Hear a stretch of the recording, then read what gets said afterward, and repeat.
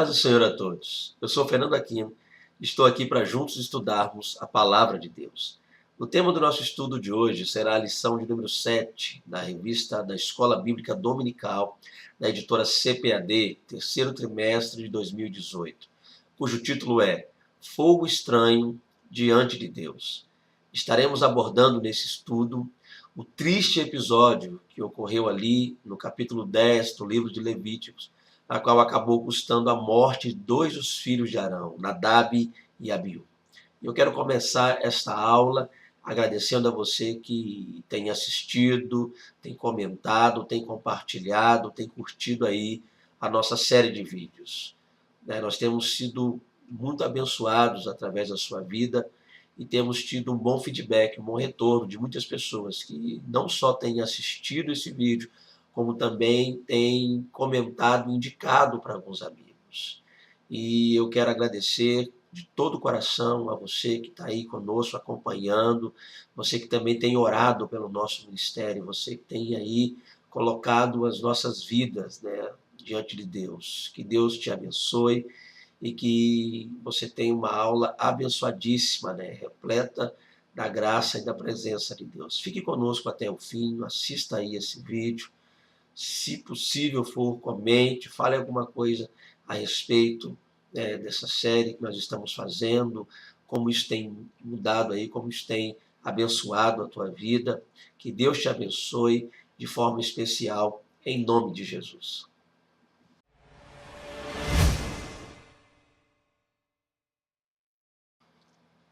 E disse Moisés a Arão: isto é o que o Senhor falou, dizendo: serei santificado naqueles que se cheguem a mim, e serei glorificado diante de todo o povo.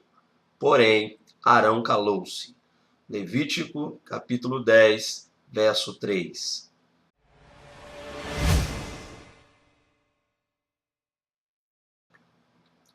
O Deus Santo requer de seus obreiros uma postura igualmente santa, zelosa e de comprovada excelência. Menos que isso, é inaceitável.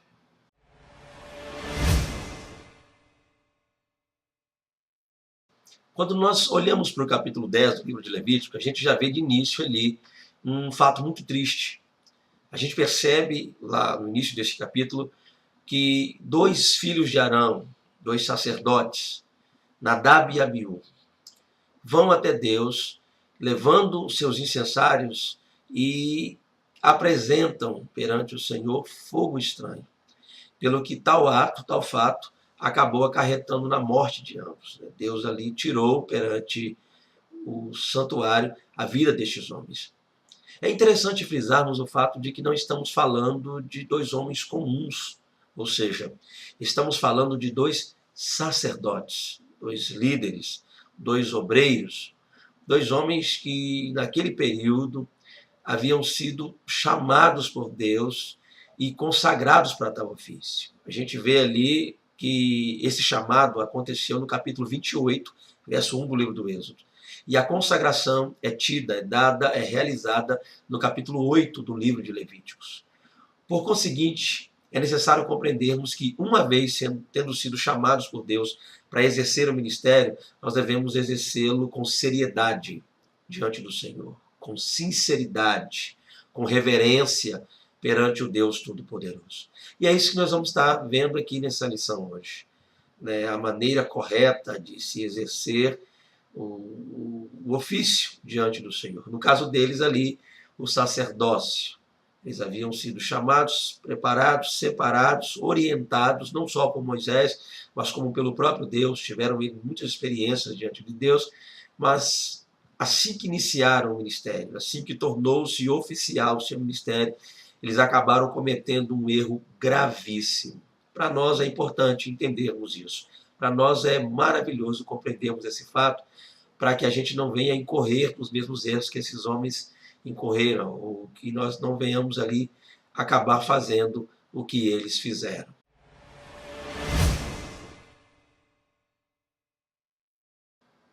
Antes mesmo de falarmos a respeito da morte de Nadab e Abiú, é bom que compreendamos três questões. A primeira delas era que ambos eram levitas, ou seja, pertenciam à tribo que fora escolhida por Deus para servi-lo no santuário. Segundo, eles também faziam parte da nobreza, da classe mais alta e mais elevada dentre os hebreus, dentre o povo de Israel. E terceiro, é que estes homens tiveram experiência com Deus. Quando a gente olha para o capítulo 24 do Êxodo, a gente vê ali, logo no início, que Deus chamou alguns homens para estar com ele, e Moisés deveria guiar, conduzir esses homens a estar na presença do Senhor. A gente vê que naquela lista consta o nome de Nadab e Abiú. Arão está ali, Nadab e Abiú também.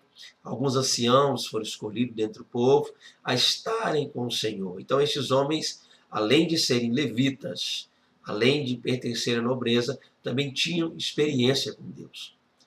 Pelo fato de serem levitas, a gente percebe que eles não possuíam posses, herdades. Né? A gente vê que na divisão ali, não só das tribos, mas principalmente dos territórios que essas tribos receberiam ao chegar na Terra Prometida, a tribo de Levi não herdaria posses, não teria terra. Em cada parte ali, em cada terra herdada pelas demais tribos, deveria haver umas localidades, cidades reservadas aos levitas. A gente vê um número de 48 cidades que seriam reservadas a esses levitas. Mas apesar de não ter posses, terras, eles gozavam de um grande privilégio. Eles, além de adorarem, além de estarem exclusivamente no serviço do Senhor, no santuário, estes homens recebiam uma parte do que era levado a Deus, era destinado também aos levitas. E é interessante a gente falar sobre isso, porque ao estudarmos sobre os levitas, a gente vê que Deus ele fez uma espécie de separação. O livro de Números, logo no seu início, ele mostra para a gente como funcionava essa questão. Então, há classes divisórias dentre os levitas. Havia uma classe chamada de Araunita, né, que eram os filhos de Arão, aqueles homens que estavam ali ao serviço do templo no que diz respeito às coisas santas, ao santuário. Havia também os gersonitas, que estavam encarregados da parte superior do tabernáculo. Haviam os meraritas, que estavam encarregados da parte inferior, no que diz respeito às bases do tabernáculo. E havia os coatitas, responsáveis por carregar e manusear as coisas santas. E é claro que algumas coisas ali eram tidas como santos, né? Alguns utensílios eram tidos como também santíssimos, ou seja, o que é isso? A Arca da Aliança, o altar de incenso. Então os coatitas, mesmo tendo sido encarregados de transportar isso, eles só poderiam pôr a mão, só poderiam tocar esses utensílios após os araunitas, a classe de Arão, os sacerdotes, taparem, cobrirem com tecido de linho. Mas é interessante a gente falar sobre isso, que Nadab e Abiú pertenciam a essa classe que estava encarregada do sacerdócio, ou seja, os araonitas, né, os que descendiam ali de Arão. E estes homens eram meio que supervisores dos demais levitas. Os levitas estavam subordinados a eles. Então, uma vez que os sacerdotes estavam subordinados ao sumo sacerdote, que na ocasião era Arão, eles tinham sobre o seu comando os levitas. E por isso, estes homens tinham um certo privilégio, eles gozavam de um grande privilégio dentro de Israel. Ainda tem a questão que já citamos, da experiência, da particularidade que eles tiveram ali naquele momento em que Moisés subiu o monte e eles viram ali, né, contemplaram, por assim dizer, a glória de Deus. Né? Aconteceu algo sublime e maravilhoso enquanto eles estavam ali. Mas é importante frisarmos o seguinte, para nós como igreja, né, numa aplicação aí nesse primeiro tópico, no que diz respeito a privilégio. Por quê? A gente sabe que estes homens eram obreiros, e obreiros gozam hoje de certos privilégios na presença do Senhor. Mas o grande diferencial é quando a gente entra para fazer a obra de Deus, não visando os privilégios, mas também atento à responsabilidade. Porque obra de Deus, ela traz consigo responsabilidade. Então é necessário que se entenda, né, você que almeja cargos de liderança, no seu ministério, na sua igreja, no lugar onde você ali congrega, reúne e adora a Deus, é necessário que se entenda isso. O ministério traz consigo também responsabilidade. Nós devemos aprender a lidar com isso, devemos estar atento a isso, né? Não só ao que nós colocaríamos, né, como privilégio, cada um vê segundo ali a maneira que compreende isso, mas eu quero focar aqui mais no que diz respeito à responsabilidade. Nós vamos entender isso. O ministério traz consigo responsabilidade.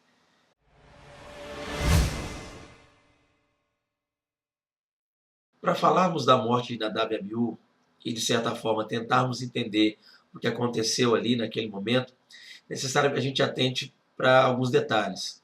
O primeiro deles é que não estamos diante de um texto de fácil compreensão. Ou seja, a Bíblia não esclarece, ela não nos dá detalhes concretos a respeito do que teria acontecido. Ou seja, o que nós temos ali é que estes homens levaram um fogo estranho perante o Senhor, pelo que a ira de Deus se acendeu e Deus os matou. Mas o grande problema é o que seria esse fogo estranho, ou o que eles teriam feito. Então a gente percebe que não é algo tão simples assim de ser respondido. Mas para chegarmos ao entendimento a respeito disso, a melhor coisa a se fazer é analisarmos o texto, buscarmos dentro deste texto as respostas. E falando a respeito disso, é bom que a gente faça essa análise no texto original da Bíblia Sagrada.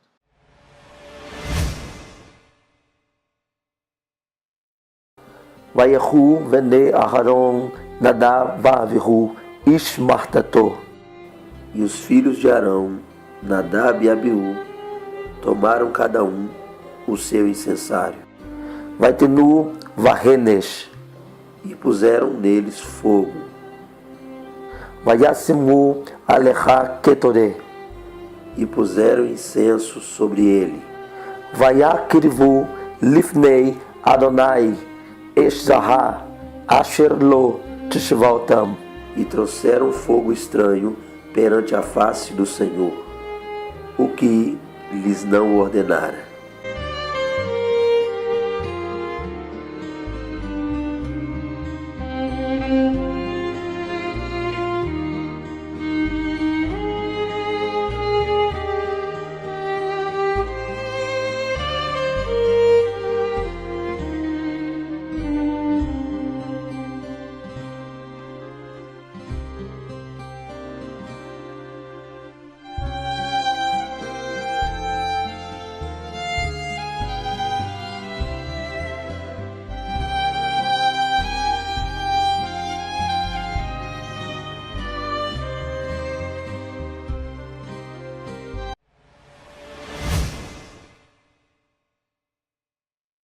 Além de analisarmos o texto original, é bom também que a gente compreenda que havia algumas restrições, especificações ligadas tanto ao incenso quanto ao altar.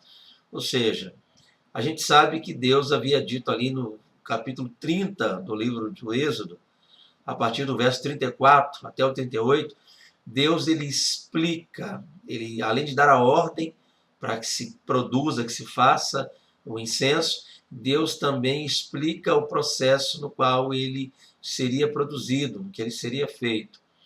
E além de explicar e dar a ordem para que se fizesse, Deus também colocou ali uma espécie de restrição para que ninguém copiasse, para que ninguém duplicasse essa receita.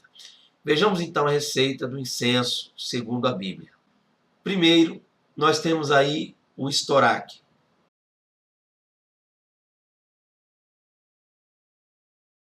Segundo, nós temos a ônica.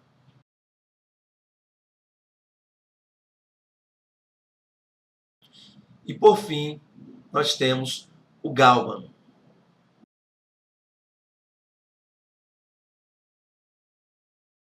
No momento em que entregou a Moisés a ordem para que se produzisse incenso, Deus disse que ele deveria fazê-lo, deveria produzi-lo a partir de 3 elementos ou 3 substâncias.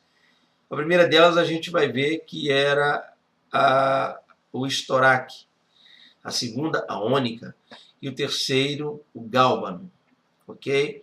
E esses 3 elementos possuem uma simbologia muito importante que cabe a nós, dentro dessa aula, conhecermos.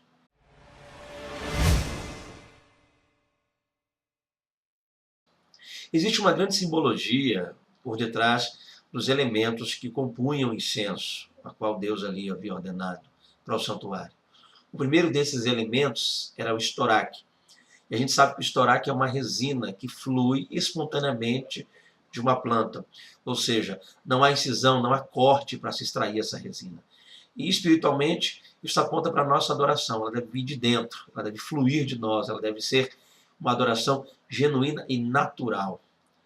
O segundo elemento ali do incenso, o segundo componente, por assim dizer, era a ônica. E a gente sabe que a ônica era extraída do fundo do mar, né? Ia-se até o mar e ali extraía de um molusco este elemento que é a ônica. E nós sabemos que isso aponta espiritualmente para que a nossa adoração ela venha de dentro, ela venha das profundezas, né? Ela venha lá do fundo da nossa alma, assim como a ônica vinha do fundo do mar. E por último, nós temos também ali o gálbano, a qual era prensado, moído, triturado, para se então misturar e preparar esse incenso. E do gálbano exalava um cheiro muito bom, um cheiro muito agradável. A gente sabe que muitas vezes, quando nós somos prensados, moídos, espremidos, né, não só ali a nossa adoração, mas a nossa servidão ao Senhor, o nosso testemunho também flui melhor. Há coisas que nós, às vezes, só conseguimos compreender após termos sido prensados, após termos passados por uma grande prova, uma grande dificuldade. E, por fim, esses elementos, né, como a gente falou, o estoraque, a ônica e o gálbano, eles deveriam ser, após moídos, triturados, deveriam todos eles, após serem misturados, serem temperados com sal. E a gente sabe que o sal ele aponta para a pureza dentro da palavra de Deus. Então nós, além de termos uma adoração genuína, além dessa adoração vir lá de dentro, do fundo da alma, além de muitas vezes ser necessário que a gente passe por certas situações para compreender o plano de Deus, é necessário que tudo isso, toda essa adoração, toda essa busca, seja temperada com sal, com pureza, com santidade. Devemos ser santos na presença do Senhor.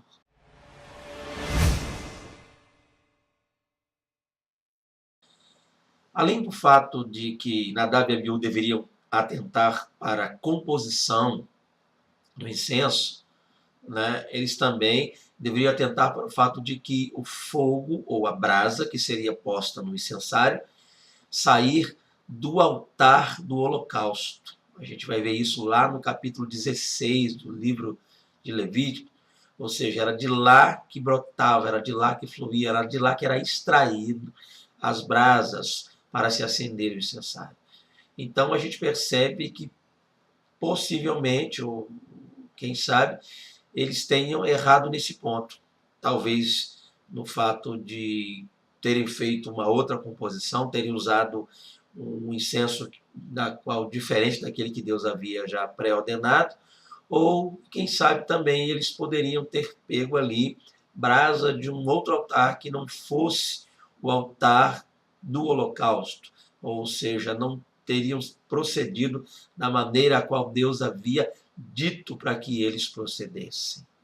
A gente percebe que, além disso também, né, além de muitos terem como fato de eles terem morrido por não terem usado o incenso correto, ou que outros terem analisado o fato de a brasa não ter partido do altar como Deus houvera ordenado, alguns imaginam também, com base no verso 9, que estes homens, quando foram ter diante de Deus, quando entraram ali para levar ali, acender o incenso, esses homens estavam embriagados. A gente vê no versículo 9 uma espécie de orientação e até mesmo uma espécie por assim dizer, de exortação de Deus para que, ao entrar no santuário, ao entrar para oferecer o sacrifício, os sacerdotes não entrassem embriagados, não tomassem nenhum tipo de bebida forte, nenhum inebriante. Então, como a gente percebe aí, não é fácil explicar o que aconteceu, o porquê aconteceu, melhor dizendo, isso com Nadab e Abiú. A gente vê que muitas são as hipóteses, né, como a gente já citou aqui. Um erro na composição, uma utilização de um incenso diferente, né, da qual Deus houvera dito para que não se imitasse, e de repente eles usaram algo diferente na composição do incenso, ou usaram uma brasa de um outro lugar, de uma outra fonte, senão o altar, como Deus houvera dito, ou quem sabe, verso 9, a base seria para dizer, como a gente já viu aí, que eles poderiam estar embriagados. Será que ambos estavam embriagados? E a gente percebe também que não parte deles nenhum tipo de busca por auxílio de Moisés e Arão. A gente não vê no texto, não consegue perceber no texto, nenhum dos dois procurando Moisés, procurando Arão, buscando orientação, anunciando, dizendo o que eles iam fazer. Então, como a gente percebe aí, não é algo tão simples, não é algo tão fácil de ser respondido. Mesmo a gente analisando o texto, fica aí essa lacuna. Mas o interessante para nós é, mesmo que a gente não consiga compreender ao certo o motivo que teria levado Deus a matar esses homens, ou o que seria esse fogo estranho, o que a gente percebe ali, o que nos salta à vista, é a irreverência, né? Esses homens cometeram um erro. O texto mostra claro, está claro para nós isso, que eles cometeram um erro, eles incorreram num erro.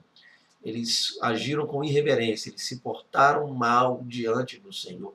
E para nós fica essa grande lição do nosso comportamento, do nosso procedimento diante de Deus, de como nós devemos nos apresentar. A gente sabe que Deus ele tem as regras pré-estabelecidas, ele já deixou na sua palavra regras para que a gente venha seguir, para que a gente venha entender e acompanhar. E principalmente, sendo nós líderes, obreiros, aí é que o negócio estreita ainda mais. Porque a Bíblia vai dizer para nós que aquele que muito é dado, ou a quem muito é dado, muito será cobrado.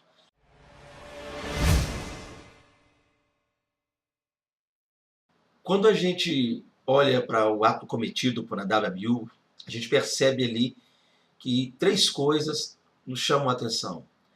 A primeira delas é que estes homens ignoraram a presença de Deus. A segunda é a impaciência deles, a maneira como eles acabaram querendo antecipar algo que aconteceria posteriormente, com o passar do tempo. A segunda é o fogo estranho, o ato em si, que nós vamos daqui a pouco analisar de uma melhor forma para entender melhor esse contexto. Mas quanto à primeira, que é o que diz respeito a não atentarem para a presença de Deus. Ou seja, esses homens estavam ali no tabernáculo, no lugar onde Deus havia escolhido para encontrar-se com o seu povo, para habitar, por assim dizer, no meio do seu povo, mas eles simplesmente ignoraram a presença de Deus. Eles simplesmente entraram ali, acenderam seus incensários, quem sabe preocuparam-se com Moisés, talvez com Arão, mas com a pessoa principal, com Deus, não houve nenhum tipo de preocupação. Eles não atentaram a analisar, a buscar, a orar, a pedir, a clamar pela presença de Deus. Então, esses homens, quando fizeram isso, eles estavam primeiramente infringindo uma ordem direta do Senhor. Eles estavam voltando-se contra o próprio Deus. E isso a gente precisa entender, precisa analisar. Às vezes nós estamos tão ocupados em agradar as pessoas, em servir as pessoas, em mostrar para os outros a maneira que nós adoramos, a maneira como nós servimos, né, em mostrar algum dom ou talento, que acabamos esquecendo do principal, que nós estamos aqui para servir ao Senhor.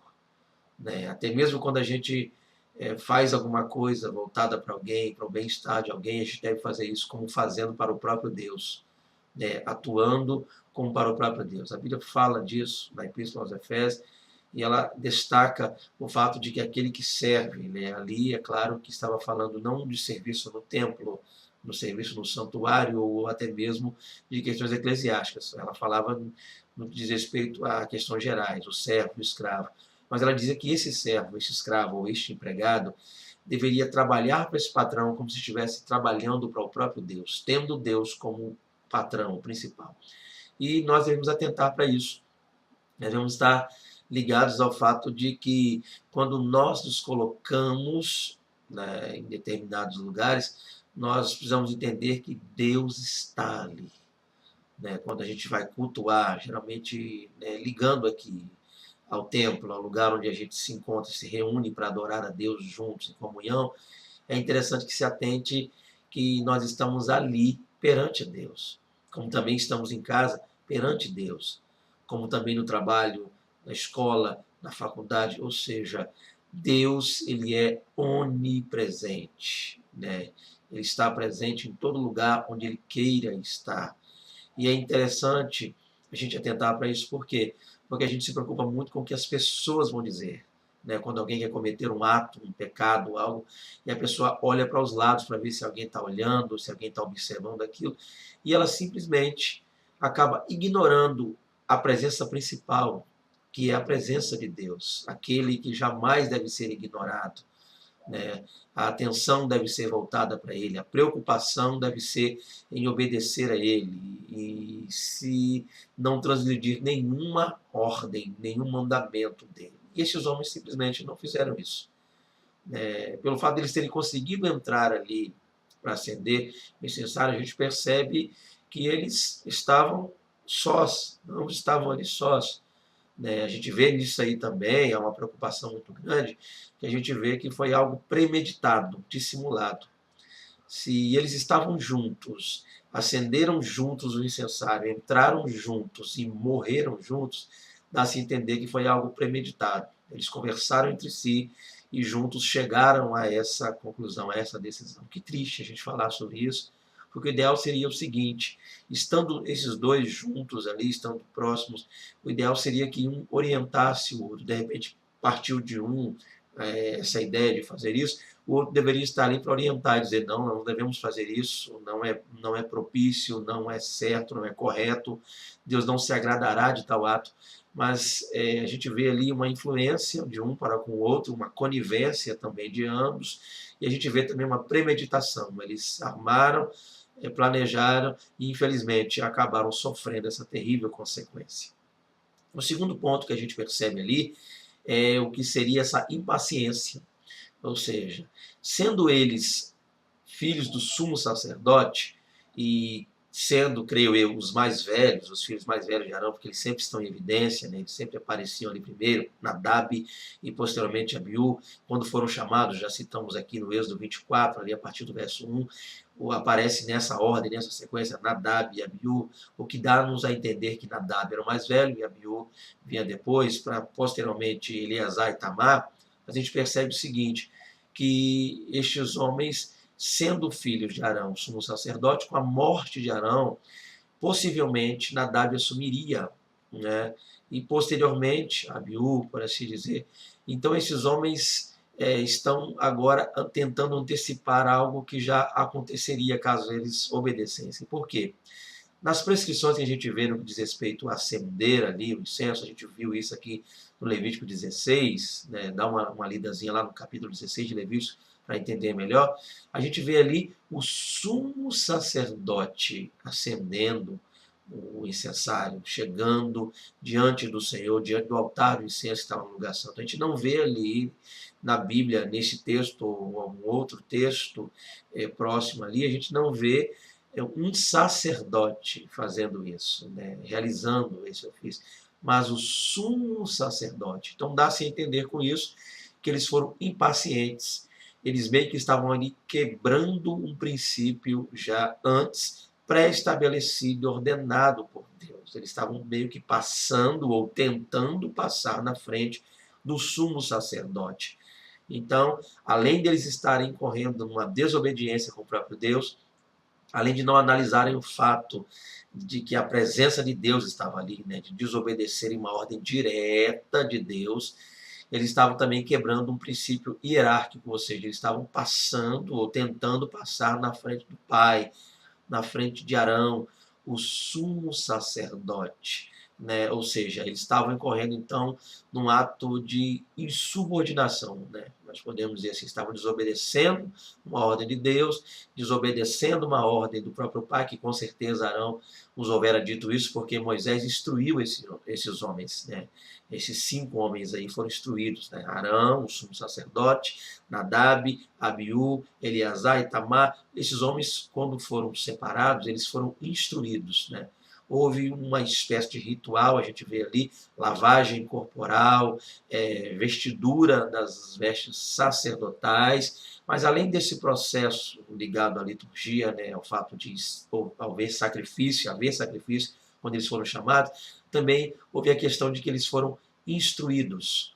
Deus não só disse a Moisés, como também requereu que Moisés repassasse isso a eles. Então, eles estavam cônscios, eles estavam cientes destes fatos todos. E isso acabou incorrendo numa desobediência premeditada, ou seja, eles pensaram, eles calcularam, eles, né, como eu gosto de dizer ali, relembrando as minhas origens, eles matutaram, por assim dizer isso. Ok? Então, a gente percebe que, além de não atentarem para a presença de Deus, eles também estavam sendo impacientes. E para nós isso é muito interessante, né? Além da gente atentar unicamente para a presença de Deus, né, em determinados lugares, determinados recintos, a gente precisa estar atento a isso, né? Tem pessoas que elas entram num lugar e falam, eu vou cometer ali, por assim dizer, um pecado, eu vou num lugar onde eu não posso ir, onde não cabe um servo de Deus ir. Lá eu vou entrar, as pessoas não me conhecem lá, eu posso ficar à vontade, faço o que eu quiser, Deus não vai estar lá, porque não é um lugar onde habita a presença dele, a santidade dele, e as pessoas acabam cometendo esse delito aí, esse erro e até mesmo esse engano, de achar que por entrarem em lugares onde não habita a presença, a santidade de Deus, de que Deus não está vendo, de que Deus não está ciente daquilo que está sendo feito. Né? Deus, ele é onipresente, ele está em todo lugar onde ele queira estar, onde a santidade dele ali queira estar. Deus, ele é onisciente, ele sabe todas as coisas, ele é onividente, ou seja, ele tudo vê. Né? E é interessante que nós, como servos do Senhor, atentemos para isso. Né? Você que é líder, fica ligado, fica aí atento na presença do Senhor, fica ligado com isso aí. Primeiro, em se reverenciar a presença de Deus, atentar para isso. Cuidado com atos, cuidado com coisas pensadas, realizadas. Existem consequências para os nossos atos, para os nossos pecados, existem consequências. Segundo, essa questão de querer passar na frente. Né? Está ali, há coisas que, por mais que a gente esteja fazendo dentro da casa de Deus, a gente esteja fazendo por amor à obra, para ajudar, para auxiliar, mas se não está dentro das nossas atribuições, não façamos. Não tentemos de forma alguma, mesmo querendo ajudar, não tentemos passar na frente de ninguém. Né? Existe ordem, existe organização na obra do Senhor. No reino de Deus, ele é organizadíssimo. Deus, ele gosta das coisas nos seus devidos lugares. Né? Então, a gente tem que estar muito atento para isso.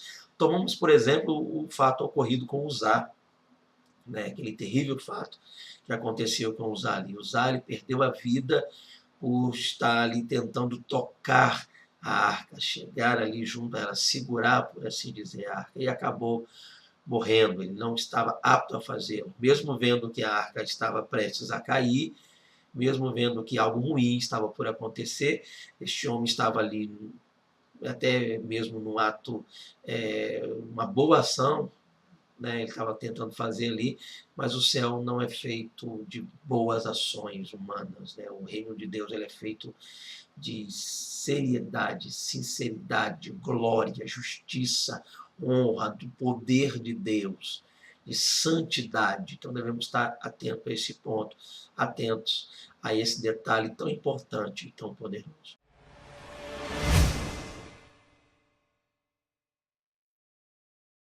Algo que nos chama também a atenção nesse texto é a maneira como Deus lidou com a situação. A Bíblia diz que estes 2 homens se apresentaram perante Deus com fogo estranho. E é interessante notarmos que Deus respondeu essa má atitude, essa atitude errada desses homens, também com fogo. A diferença é que o fogo estranho, ele é como um movimento, algo esquisito, algo contrário e avesso à palavra de Deus. Quando a gente olha para isso, é interessante analisarmos que o que eles estavam fazendo ali era uma desobediência direta a uma palavra que já havia sido revelada por Deus, dita por Deus e até mesmo escrita, né, quando Deus ali deu a ordem para que Moisés escrevesse, registrasse essa palavra. Então nós entendemos com isso que eles estão indo contra a palavra, ou contra uma palavra pré-ordenada por Deus. A gente sabe que fogo estranho é isso. É tudo aquilo que vai contra a palavra, tudo aquilo que vai contra aquilo que Deus já havia dito e determinado na sua palavra. E é interessante que Deus lida com fogo estranho, ou seja, com aquilo que é contrário à palavra. Deus lida com o fogo do Senhor, o fogo de Deus. E o que seria isso?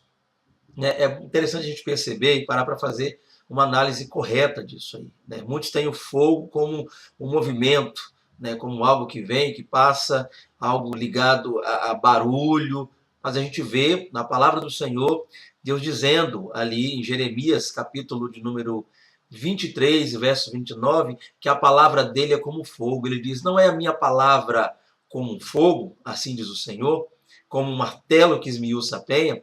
É interessante notar que a palavra de Deus é o fogo genuíno, o fogo que limpa, que purifica. Então, contra esses movimentos estranhos, contra essas chamadas fogo estranho, esse tipo de coisa que tem crescido dentro da igreja, o único remédio, a única coisa a se fazer é usar a palavra de Deus. A palavra de Deus é o fogo genuíno, a palavra de Deus é o fogo verdadeiro. A palavra de Deus é o fogo que aquece o coração da igreja. A palavra de Deus é o fogo que nos limpa e nos purifica e nos torna cada dia mais santos e provados na presença do Senhor. Então, que nós possamos compreender isso contra todo tipo de movimento, contra todo tipo de situação, coisas estranhas que têm acontecido na atualidade. O único remédio, a única ação, a melhor ação é a palavra de Deus. O fogo estranho é sempre combatido com o fogo genuíno, o fogo verdadeiro, que é o fogo da palavra. Que nós possamos, então, fazer isso, meditar na palavra, conhecer a palavra, estudar a palavra e, principalmente, viver a palavra, a fim de que todo fogo estranho seja extinto, seja apagado, seja retirado do nosso meio. Como Deus fez, acendeu o seu fogo santo, agiu contra o fogo estranho, usando o fogo genuíno, o fogo da palavra de Deus, que nós possamos também buscar isso. Amém? Contra todo tipo de coisa esquisita que tem se levantado aí na atualidade, a gente tem visto coisas que têm causado até mesmo escândalo. A gente assiste, vê, ouve falar de coisas esquisitas que estão acontecendo no meio evangélico, no meio cristão, dentro dos templos evangélicos. Mas o remédio contra isso, o genuíno antídoto contra isso, é a palavra de Deus, é o fogo de Deus, a unção, a graça, o renovo que vem a nós da palavra do Senhor.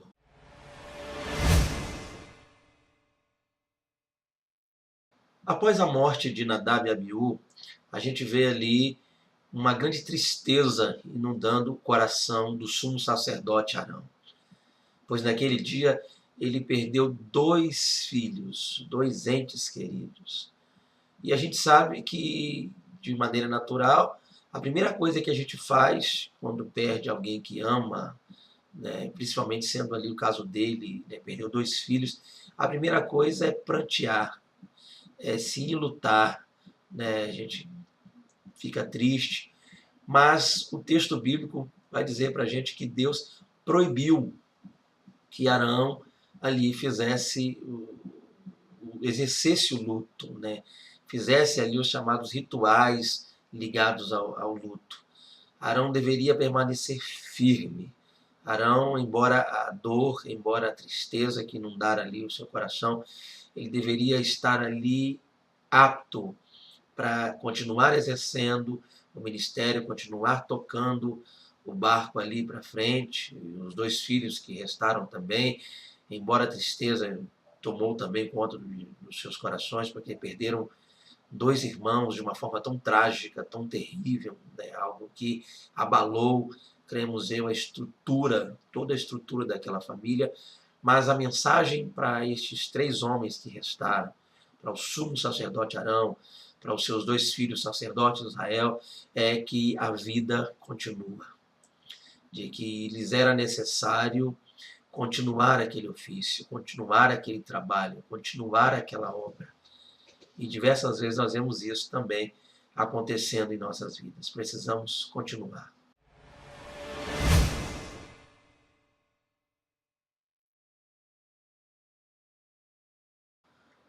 O que nós conseguimos concluir após termos aí estudado nessa lição, o que aconteceu com Nadab e Abiú, é que nós devemos nos portar com reverência diante de Deus. Devemos atentar para a santidade do Senhor. Há de se ter um grande cuidado no que diz respeito ao nosso comportamento, ao nosso procedimento, à nossa maneira de viver. Não é pelo fato de Deus ser ali um Deus de amor, de Deus ser amor, que nós também não devemos nos preocupar com a justiça e com a santidade de Deus, porque a Bíblia diz que Deus também é um fogo consumidor. Que nós possamos estar aí atentos a isso, atentos a esse detalhe, de buscar a santidade de Deus, de caminhar também em santidade com o Senhor, de sermos exemplo no trato com os fiéis, que a Bíblia diz ali, sermos exemplo daqueles também que ainda não professam a fé em Cristo, mas desejam fazê-lo, e essas pessoas, olhando para nós, sentirão, verão, receberão a presença de Deus. Então, para isso, e por isso, é necessário que a gente atente para a santidade, uma vida santa, uma vida separada.